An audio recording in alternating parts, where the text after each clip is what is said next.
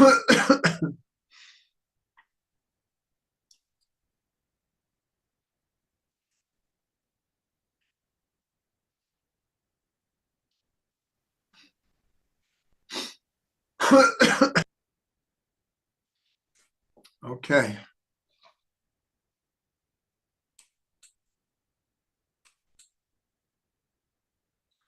Welcome everyone to Fundamentals of Kabbalah and Chassidut, continuing our series on the Baal Shem Tov, the life and teachings of the Baal Shem Tov. Here we are deep into understanding his life. The Baal Shem has already revealed himself, and his fame has spread. He's now known as a Baal Shem, a healer, a miracle worker, and he gets the special name Baal Shem Tov. No one else was called the Baal Shem Tov. There are many healers that were called Baal Shems, but he got the special name, the Baal Shem Tov. So all of that we've been exploring for the last many weeks. We're now at the part of his life. He's in his early 40s now, and the beginning of the Hasidic movement is spreading. And here's how we'll pick up the story. The story is, right now we're going to pick it up in 1741. So that means the Baal Shem Tov is 43 years old. And there's something else happening in the Jewish world. And that is a figure called the Or HaChaim. The Or HaChaim his actual name was Chaim ben Attar. Rabbi Chaim ben Attar was from Morocco. He was one of the leaders of the Moroccan Jewish community. And in 1741, he moved to Jerusalem. Then it was only the old city. He moved in 1741, and he began a yeshiva.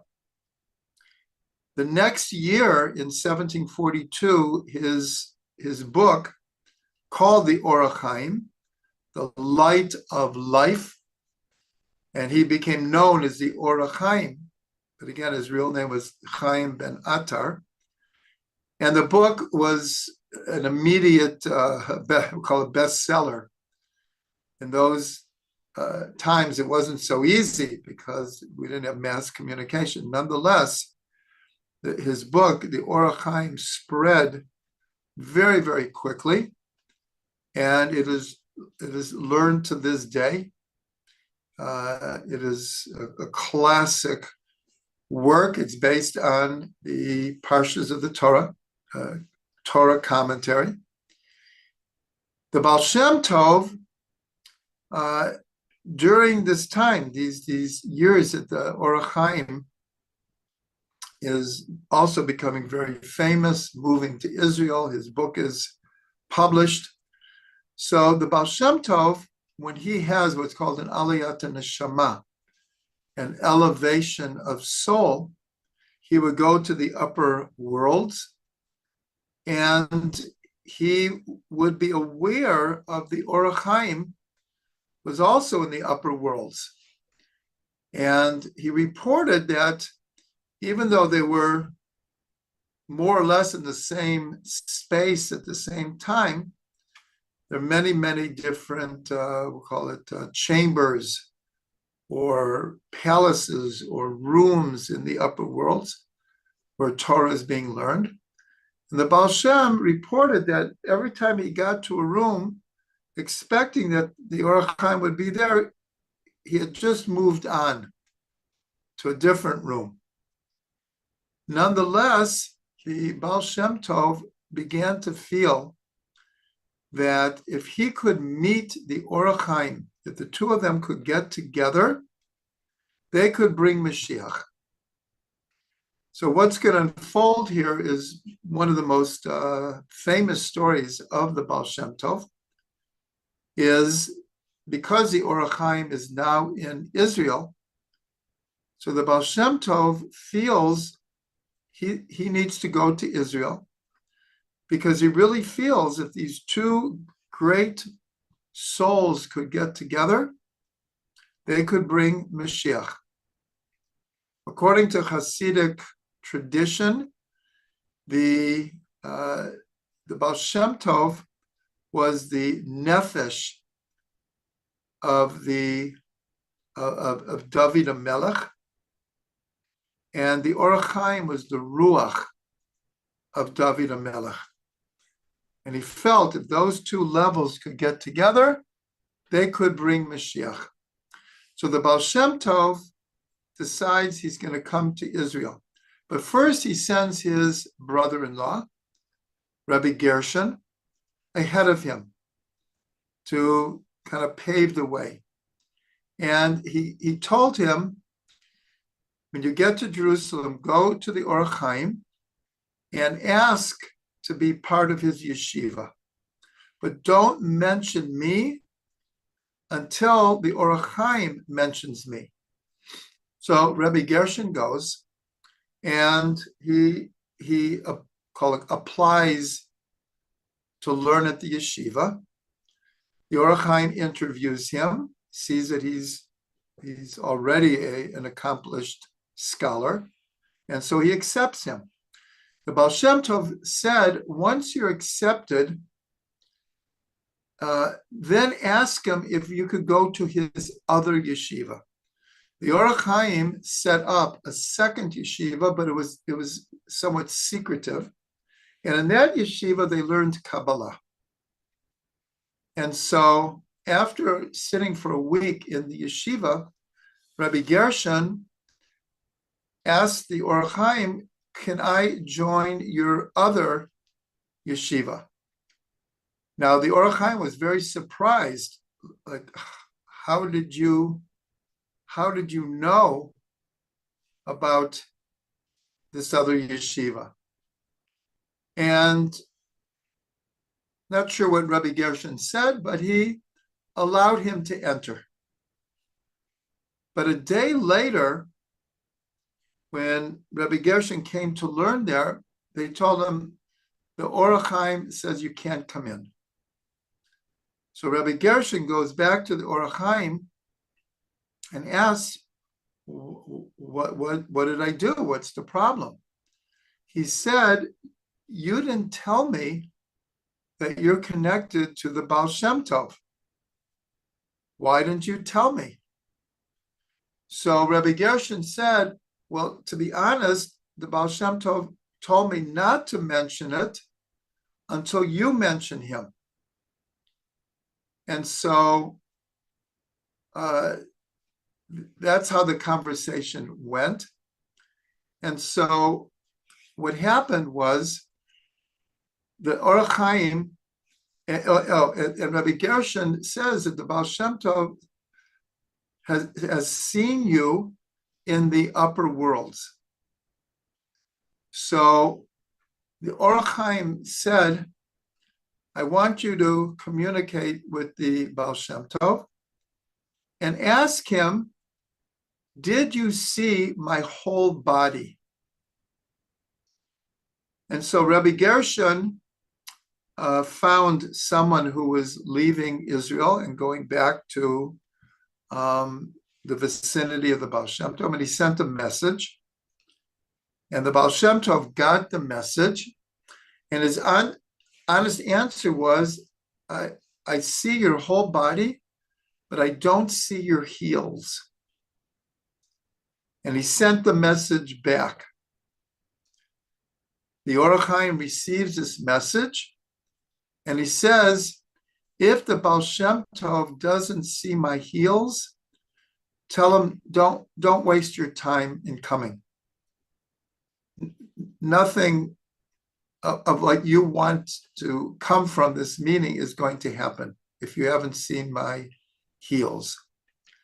Now, What's alluded to here is one of the terms for the period right before the Mashiach comes is called the heels of the Mashiach, Iktava de Mashiach, the footsteps of the Mashiach. Like you could hear the footsteps, it's approaching, the time is coming.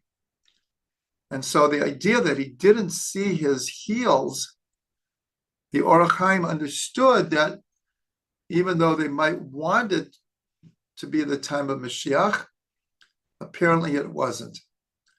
And so Rabbi Gershon sends this message back. In the meantime, the Baal Shem Tov he's just on fire. He really believes in this mission. So he doesn't wait for the answer. And again, according to tradition, the Baal Shem Tov got signs from heaven, don't go. It's not time right now. Don't try to go to Israel. The Baal Shem Tov nevertheless sets out for Israel. So here we can learn something very, very important. First of all, it shows the importance of Eretz Yisrael in the unfolding of the messianic era that is coming upon us.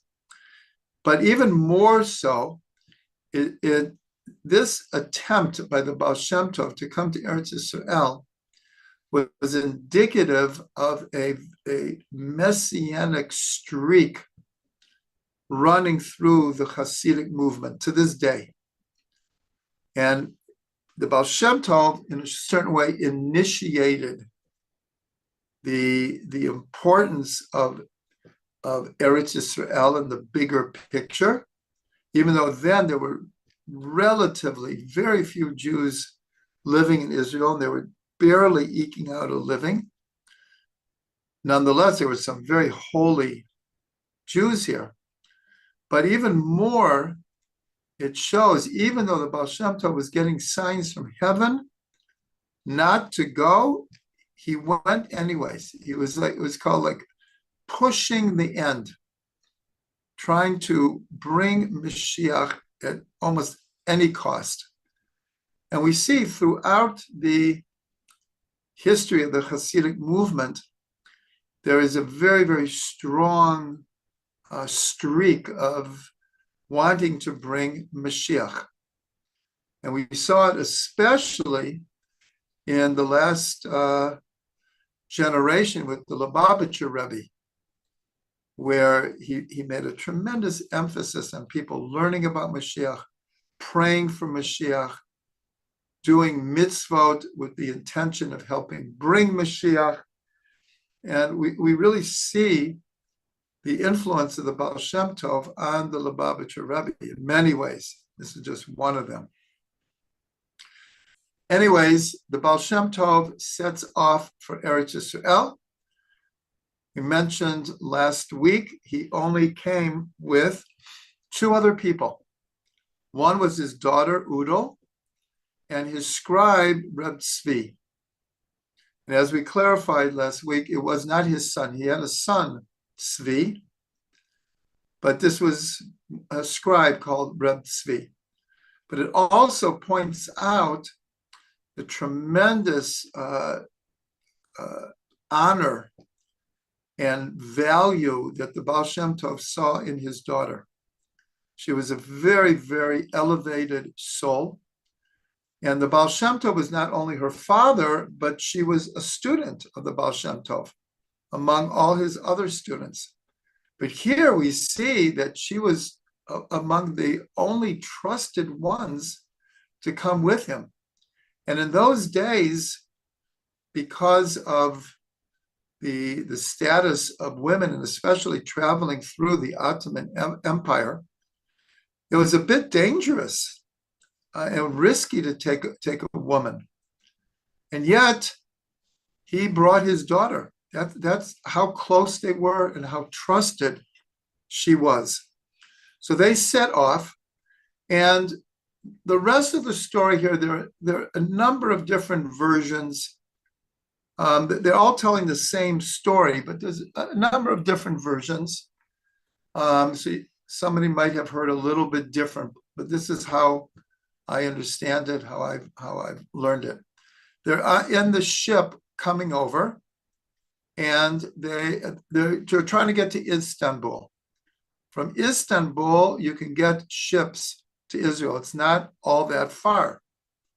And then the main port was really Akko. Yaffo was also a port, Akko and Yaffo. That's where the boats would land. And so he's trying to get to Istanbul. And what happened is they were on this ship. It wasn't like today, like a cruise ship. These were pretty not so sturdy ships, and not always the most upright, moral people. Anyways, they're on this ship, and they stop at an island very close to Istanbul. And the captain says, we're going to stop here for a day to rest and to get some supplies.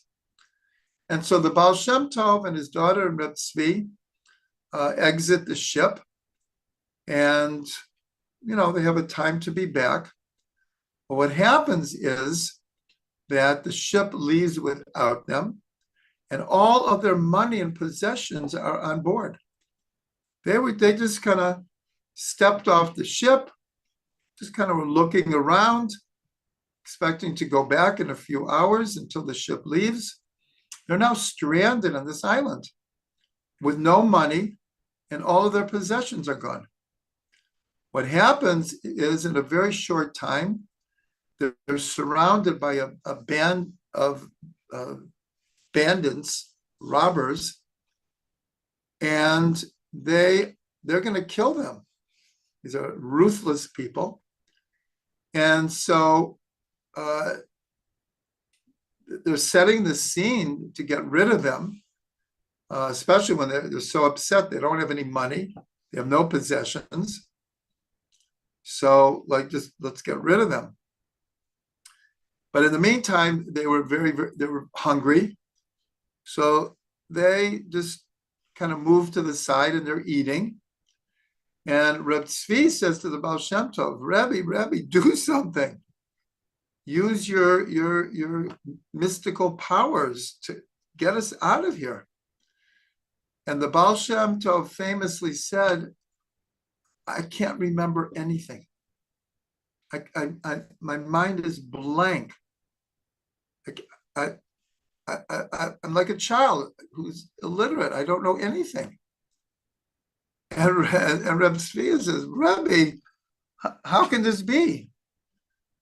And so the Baal Shem Tov says, do you remember anything? Now we have to remember this is a very, very stressful situation. And so Reb Tzvi says, Rebbe, I also can't remember anything. And they're like, what are we going to do? Their time is limited here. The robbers are going to come back and kill them. So finally, Reb Tzvi says, I remember the Aleph Bet. So the Baal Shem says, well, start saying it. So he starts, Aleph, Bet, Gimel, Daled. And in the right then, there's the cavalry comes on this island, and they save them from these robbers. And of course, this is a very traumatic situation here, experience. And in a certain way, it was just like another message from heaven warning the Baal Shem Tov, don't try to go to Eretz Yisrael now. Nonetheless, another ship pulls up and they offer to take them. And they take them to Istanbul. They arrive in Istanbul with no money and no possessions except what's on their back. And it's a few days before Pesach.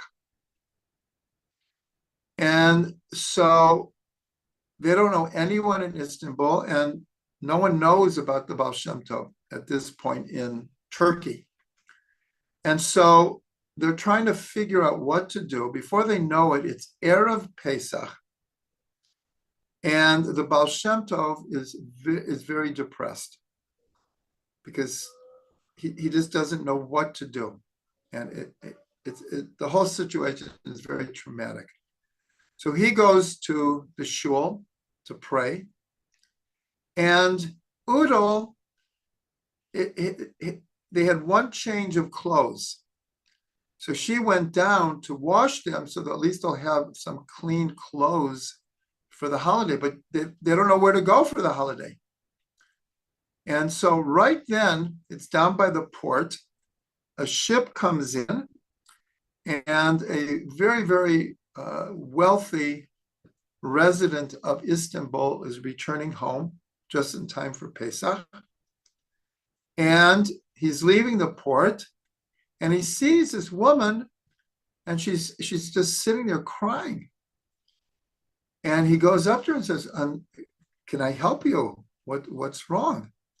So she tells him the whole story, not the whole thing about the Baal Shem Tov is hoping to bring Mashiach right now, but she mentions that her father is very, very holy, but no one knows him here, and they just were robbed, and they have no money, and they don't know where to be. He says, don't worry, you're going to come with me, you'll be at my Seder, I'll take care of you, don't worry. And so she gets his address, she finds her father and Reb Tzvi, and they go to this rich man for Seder. The Baal Shem Tov, they've barely eaten in days, so when they get there, the host gives them food and gives them wine. In those days, people drank wine at almost every meal. The Baal Shem Tov, who really had hardly eaten or slept in days, drank quite a bit of wine, and he kind of passed out. And the Balabayit, the person is like, this is a holy person. And the Baal Shem Tov, this is Seder night, and the Baal Shem Tov is sleeping, and it's time to make Seder. And the man doesn't know what to do. You know, he wants to treat his guests nicely, but what's going on here? So finally, he asks Udal, could you please wake up your father? We need to start the Seder. She says, I'm not allowed to wake up my father. If he's sleeping, I can't wake him up. If you want to try, you try. So he goes in, and what he sees is the Baal Shem Tov is lying down, but his lips are moving. His face is like on fire, and there's like light emanating from him. And the man is, whoa, he really is a holy man. And he didn't know what to do. And he left the room. He's like, whoa. Okay, the Baal Shem Tov wakes up. He davens the evening prayer, and they start the Seder. And the Baal Shem Tov is on fire. He's just like every word of the Haggadah. And they're going through it. At a certain place in the Haggadah, we sing Hallel. We begin it at the end of what's called Magid, and we finish it towards the end of the Seder. And at the end of the Seder, we go through what's called Hallel HaGadol, Hodol Hashem Ki Tov, Ki Le'olam Chazdo. But way before the time, the Baal Shem Tov starts saying, Osed niflaot levado, kili olam chazdo. Osed niflaot levado, kili olam chazdo. The one who makes miracles, wonders, his mercies last forever. But he kept on repeating it over and over again, and with this incredible enthusiasm. And the man is like, I've never seen this before. Okay, now they finished the Seder, and the man asks him, can I ask you, why were you repeating those words like out of place? And so the Baal Shem Tov said, tomorrow you'll hear all about it, but there was a great miracle. And so the next day, sure enough, all over the Jewish quarter, word got out that in the middle of the night, in the middle of the Seder, a tremendous miracle had happened. And in short, what had happened was that there was two of the advisors to the ruler of Istanbul. One was Jewish and one was a Muslim. And the Jew is held in great esteem. And the ruler now is the son of the previous ruler, who had a very, very close relationship with the Jewish community and honored them. And the son also carried on in this tradition. The Muslim advisor was very jealous, and he wants to get rid of this guy. So again, there are different versions, but in short, he convinces the leader that the Jewish advisor is trying to overthrow him, and he has to be killed. And the leader was convinced.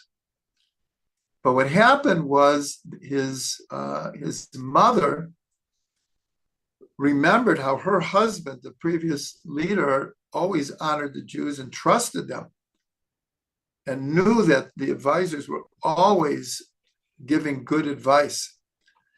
And so she came to her son and said, she came in the middle of the night and woke him up, and she said, your father just came to me and warned me that if we harm the Jews, it's going to really be a bad scene. And it's really the Muslim advisor who is after your power. And so he listened to his mother, and he got rid of the Muslim advisor. And in the morning, word passed to the Jewish quarter of what had happened. And so later, the Baal Shem Tov explained to the man is that in his Ruach HaKodesh, he saw this happening. And that's why in the middle of the Seder, he started intoning that God is the only one who can do wonders. His mercies last forever. Ki asa niflaot levado, kili olam chazdo. And so I repeated it over and over and over again until the decree was overturned. So the man was just amazed and couldn't believe he had the honor to be in the presence of such a holy person. And so he offered them to give them the money for the passage to Israel and money to support him in Israel. And the Baal Shem agreed to take the money for himself and his daughter and Reb Tzvi to get to Israel, but he wouldn't take the money to be supported. And so they get on a ship, and it's almost like the Jonas story, that a huge storm breaks out while the ship is going from Istanbul to Akko. And they're all about to drown. And the ship is just like a toy ship in the sea. And Udal falls overboard. And she's going to drown.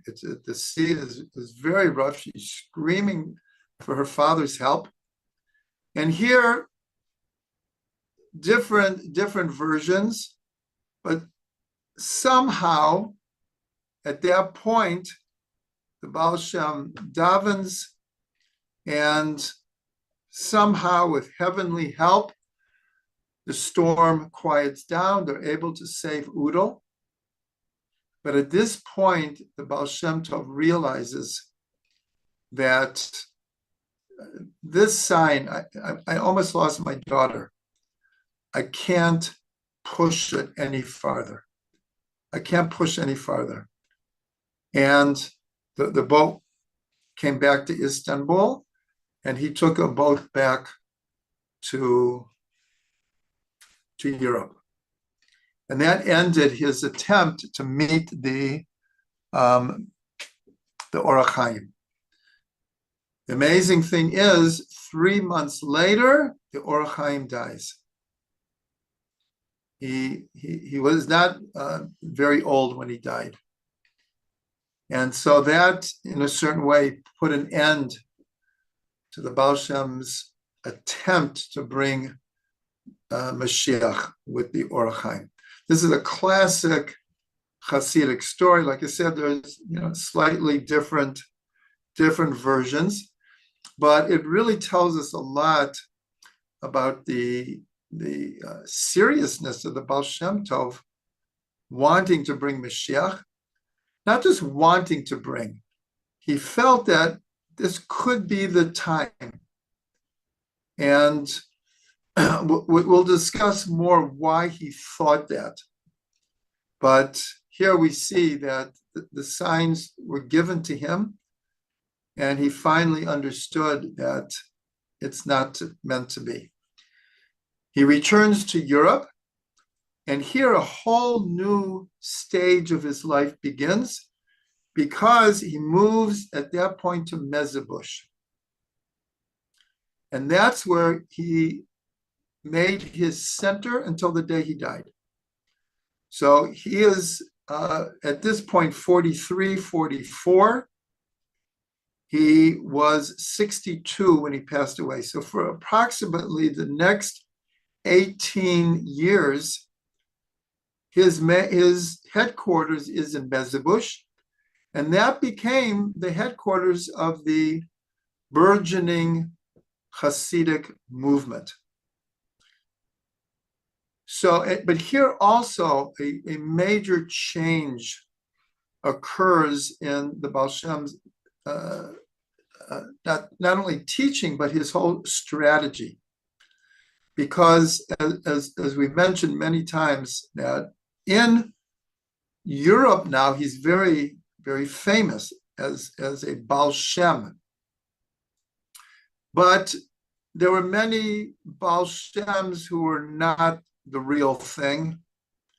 And so among the scholars, just because someone claims to be a Baal Shem Tov or miracle stories are passed around, there was a lot of pessimism about this. We know that the Baal Shem Tov, really his whole life, from the time of his father telling him on his deathbed of the importance of loving every Jew. And of course, in that time, most of the Jews were not scholars. And so the Baal Shem Tov had invested most of his life in reaching out to what we call the simple Jews in order to educate them, encourage them, inspire them. Now, the Baal Shem Tov, he doesn't abandon that whatsoever, but he now realizes that to build the kind of movement that he wants, he needs a core group of scholars who will learn his teachings and assist him to spread these teachings. In other words, he realizes he can't do this by himself. That's not his purpose. He now realizes that he has to get a group of scholars who will adopt his philosophy and then spread it. And so that began in Mezhebush. So this is a very big turning point. And it's definitely tied to the fact that he failed in his mission. So now he knows he has to redirect, reframe his whole strategy. So he comes to Mezhebush, and there he's already very famous. And the people of Mezhebush very much want someone like the Baal Shem Tov to be in their midst. And so they give him a house, and he sets up shop there. And there are many, many scholars in Mezhebush. And the first two who kind of like gravitated towards the Baal Shem Tov, one was called Rabbi Zev Kitzes and Rabbi David Forkes. And they were fairly skeptical at first, but once the Baal Shem Tov moves there and they start having interactions with him, immediately they saw what a holy, special, unique neshama he was. And so they became among the first two of the scholarly set that attached themselves to the Baal Shem Tov. And then others in Mezhebush also started to be attached to the Baal Shem Tov. And I'm putting the whole 18 years together, but little by little, a whole core group of scholars surrounded themselves, became intimately attached to the Baal Shem Tov, were learning with him and davening with him.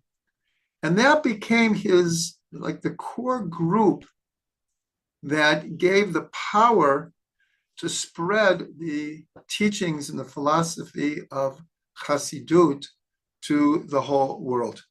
And if you remember, we learned this, that there's a tradition that before the Baal Shem Tov came into the world, he said, I don't agree to go down unless I'll have 60 like warriors, 60 scholars, 60 heroes that will be with me. And so that's what happened in Mezhebush. He got his 60, it wasn't hundreds or thousands. When the Baal Shem Tov went out, so everywhere he went, people would flock to him. But again, we have to remember, this is before mass transportation, mass communication. And so his core group was in Mezhebush.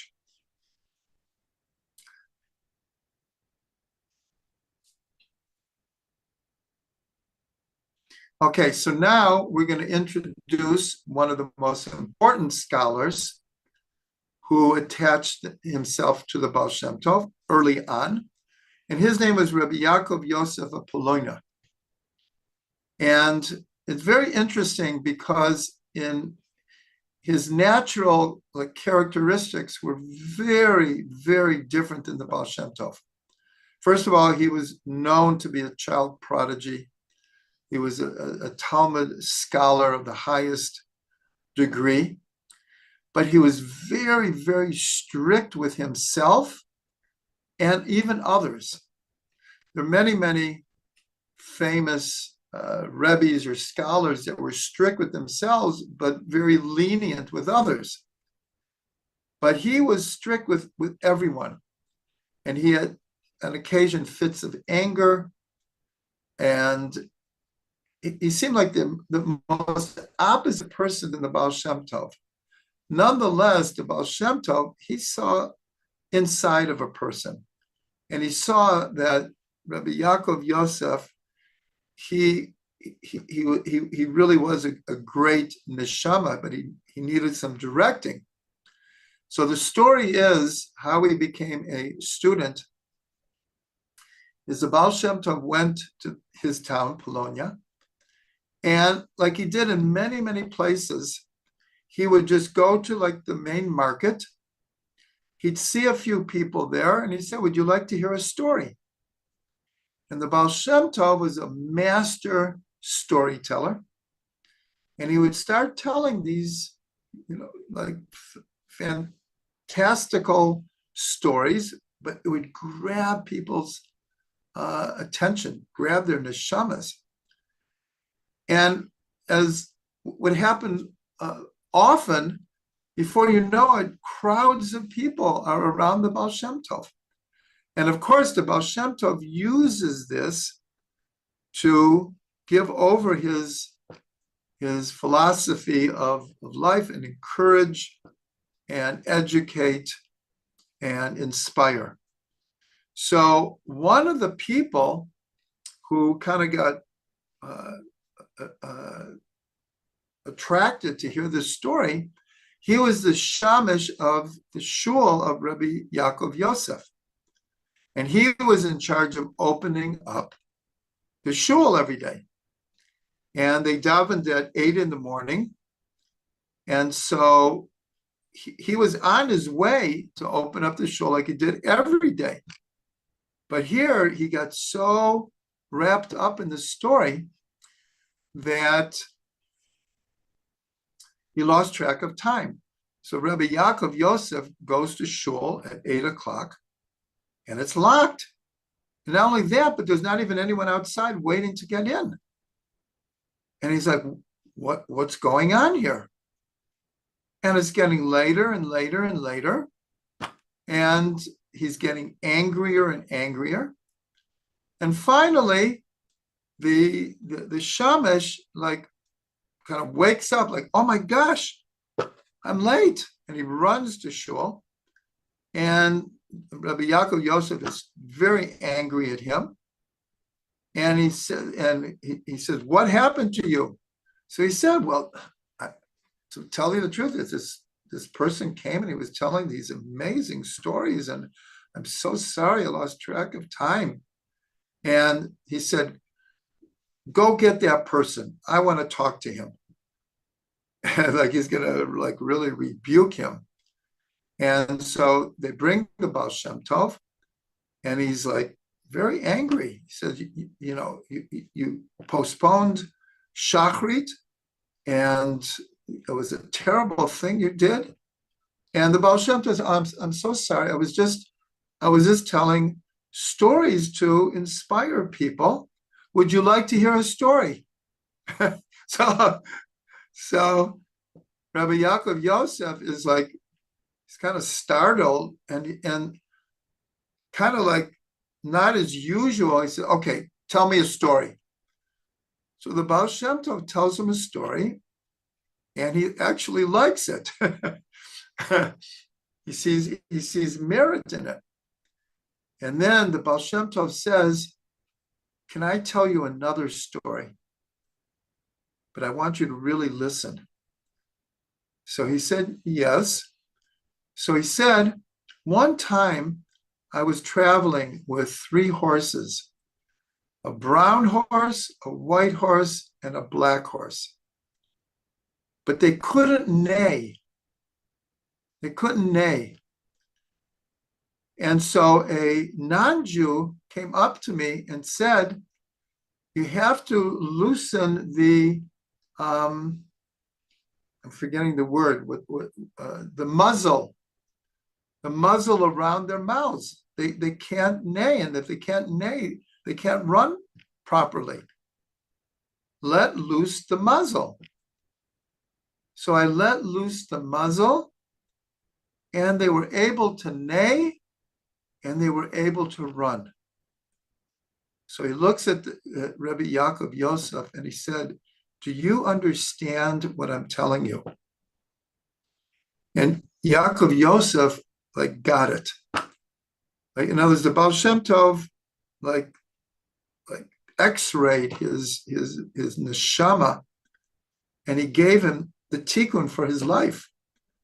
His whole life he had muzzled himself, and he muzzled other people as well.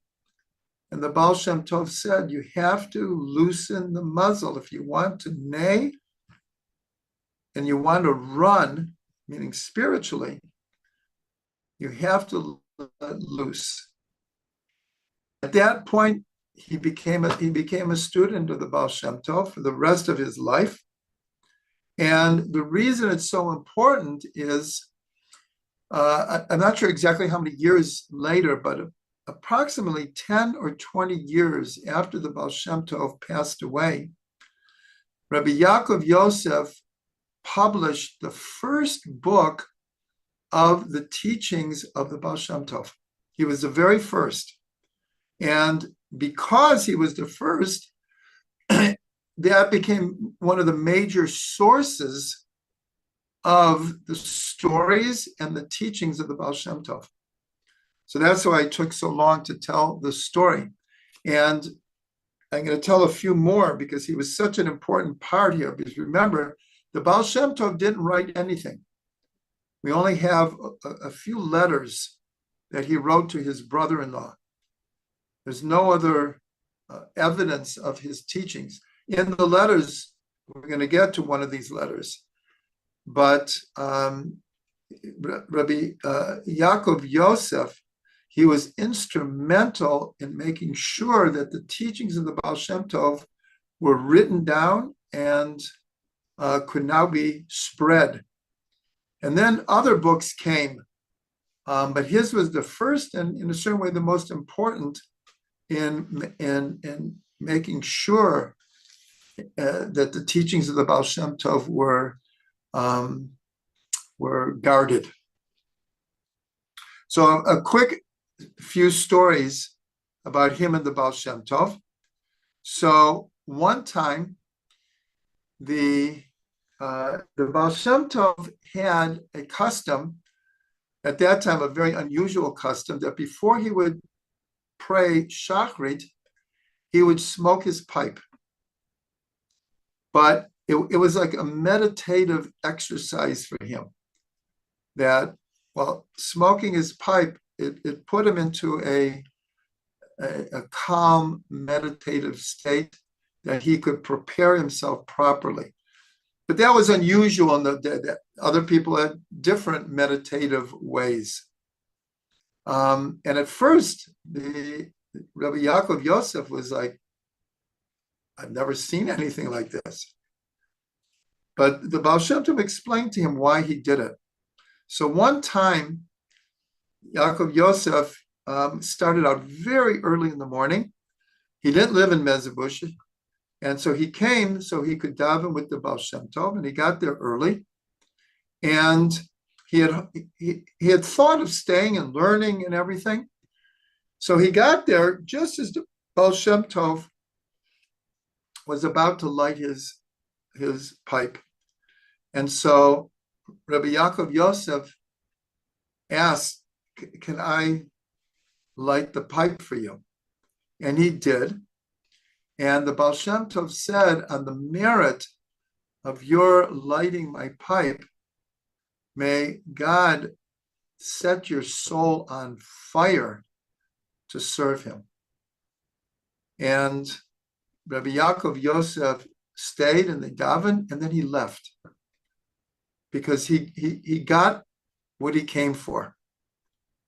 And the Baal Shem Tov just lit up his neshama, lit up his soul. Now, we already mentioned that Rabbi Yaakov Yosef was very strict with himself, and he, like many, many, many other holy people, felt that the only way to be holy was to afflict their body, and especially with fasting. And so Rabbi Yaakov Yosef would fast every single day from dawn until night.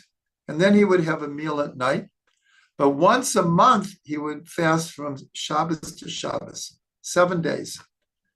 And he did this for years. And many, many, many other scholars did that. And as we have learned, the Baal Shem Tov was very against this practice. He felt that maybe at a certain time in Jewish history, it made sense. But the Baal Shem Tov is coming with a message of joy. And he felt that by weakening the body in this way, because it does, constant fasting is not a healthy thing. Every once in a while, it could be very beneficial. But fasting 7 days every month is very extreme, very extreme. And this is one of the main teachings of the Baal Shem Tov to the scholarly class, that don't do this anymore. It's not good for you spiritually. And so one time, the Baal Shem Tov, in his divine inspiration, Ruach HaKodesh, he saw that Rabbi Yaakov Yosef was in the middle of one of these fasts, and he saw that there was an actual danger to his life. And he was somewhat far away. So he took his carriage with horses, and he's like going as fast as he can. And on the way, one of the horses died because he was pushing them so much. And he felt very bad about it. And he gets to Yaakov Yosef, and he says, I command you to stop this custom of yours.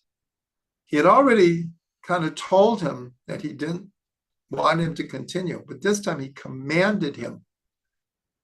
And he also said, you know, I lost a horse because of this. But if you'll stop your fasting, I can understand it. And he did. Yaakov Yosef on the spot stopped, and that kind of broke his habit to do that. But this is one of the main teachings of the Baal Shem Tov. For years, he was trying to get to stop this kind of afflicting of the body. Because remember, we learned that one of the main philosophical teachings of the Baal Shem Tov comes from the verse, B'chol derachecha de'ehu, in all of your ways, know him. And he felt that afflicting the body was not a good spiritual practice. It wasn't just that it weakens the body, and he felt it made people depressed and sad, even though they didn't understand that that's what it was coming from, because a weakened body it's not healthy physically or spiritually. But the Baal Shem Tov very much wanted to unite spiritual and physical, body and soul. He wanted to end this idea of having to afflict the body to be spiritual. That everything we do, especially eating, that eating should be a spiritual practice and a joyous thing. We shouldn't, obviously, we shouldn't be a glutton, and we shouldn't be ruled by our physical desires. But eating should be a joyous thing. God gave us food to enjoy. So that was some of the stories with Yaakov Yosef.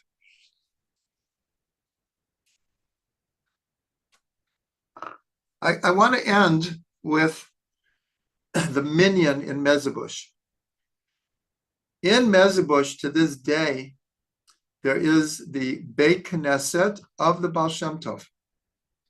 It has been refurbished, but it's in the same place and the same plan. In other words, it looks the same as the original Beit Knesset of the Baal Shem Tov. Many, many Rebbes after the Baal Shem Tov died, Mezhebush continued to become a major center for the Hasidic movement. So many, many great Rebbes prayed there. The Maggid, who later kind of moved the center to his hometown of Mezrich, but he also spent time in Mezhebush the whole time the Baal Shem Tov was alive. We're only going to get to the Maggid later, because the Maggid, it comes towards the end of the Baal Shem Tov's life, even though he becomes almost the most important of all the students.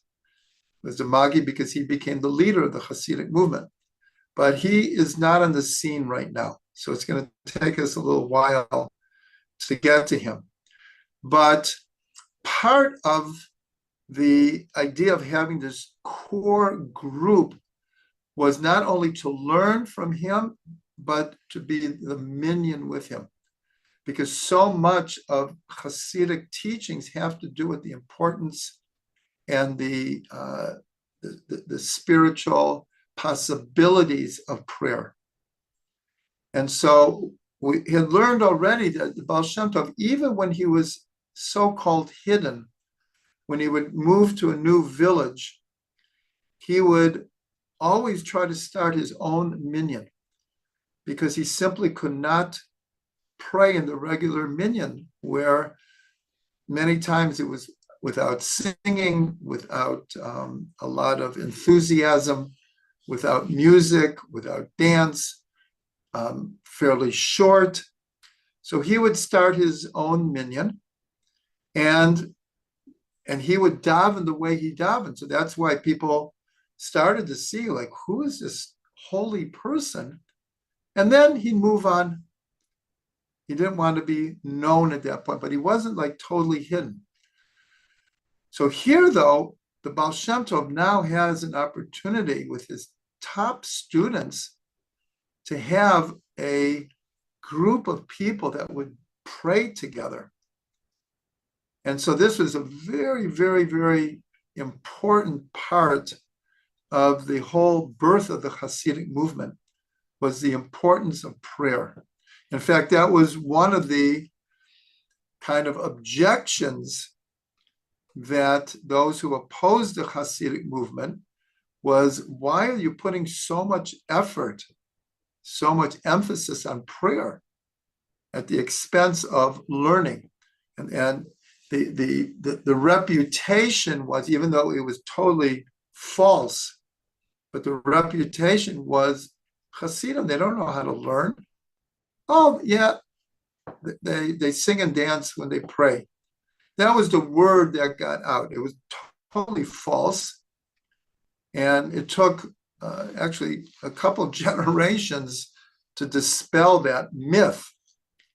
But prayer and the experience of prayer and the spiritual insights that we reach and our connection with God that comes through prayer is so much part and parcel of the Hasidic movement. And so I was privileged. One time I was in Mezhebush, and I was able to go to the grave of the Baal Shem Tov. In fact, on our website, connected to this class, there's a picture of me standing by the grave of the Baal Shem Tov. But we davened Shachrit in the shul. I was only there for that Shachrit, but it was such a moving experience. It's all wood, and it's supposed to be pretty much exactly what it was like when the Baal Shem davened there. And so how could you not have that in your mind while you're davening? It was really very, very moving. There was really barely a million of us, but with the Baal Shem Tov, it was not a big Beit Knesset, but it wasn't small either. If everyone was packed in there, you could put a good amount of people there. And so that's where the Baal Shem would be davening Rosh Hashanah, Yom Kippur, Sukkot, Rosh Chodesh, Shabbos. And so one of his students, to me, this is a very, very moving statement. He brought his son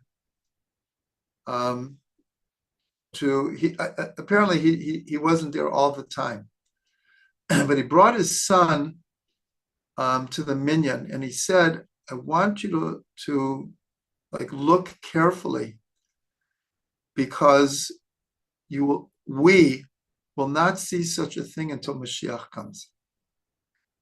And there was a real reality to that what was born in that Beit Knesset spread to Hasidic groups around the world to this day. And I personally relate to this very, very much, because for those who know or have experienced, the Beit Knesset at our Moshav is very small. And it doesn't hold a lot of people, though you can cram a good number in. But this is where Reb Shlomo, here in his shul in New York, this is where Carlebach davening was really formulated, and tens of thousands of people experienced it. And now it is spread all over the world. Carlebach davening is literally all over the world. And so when this student brought his son and said, look carefully, because what you're about to experience is not going to happen until Mashiach comes. But I can relate to that, because the davening with Reb Shlomo, there are no words that can really truly express the depths, the heights, the profundity, the joy, the kavana of those prayers. So we'll stop here, and of course continue. But I do want to say something for the people who are watching, and obviously for people who are going to be watching later. Next week, I'm not positive we'll have classes. There's a good chance I'll be gone almost the whole week. At the end of the week is Purim, but I might be gone the whole week. The following Sunday, not this coming Sunday, but the following Sunday is Shushan Purim. And there's a good chance I will be in Yerushalayim for Shushan Purim. So everyone, I always tell everyone, make sure you look at the emails that come, look at your WhatsApp, and you'll get the announcement whether there will be classes or not. I won't know for another approximately 24 to 48 hours. But we will let everyone know, but you won't know unless you check your email that comes Sunday morning and in your WhatsApp. You'll know if there'll be a class or not. Thank you, everyone.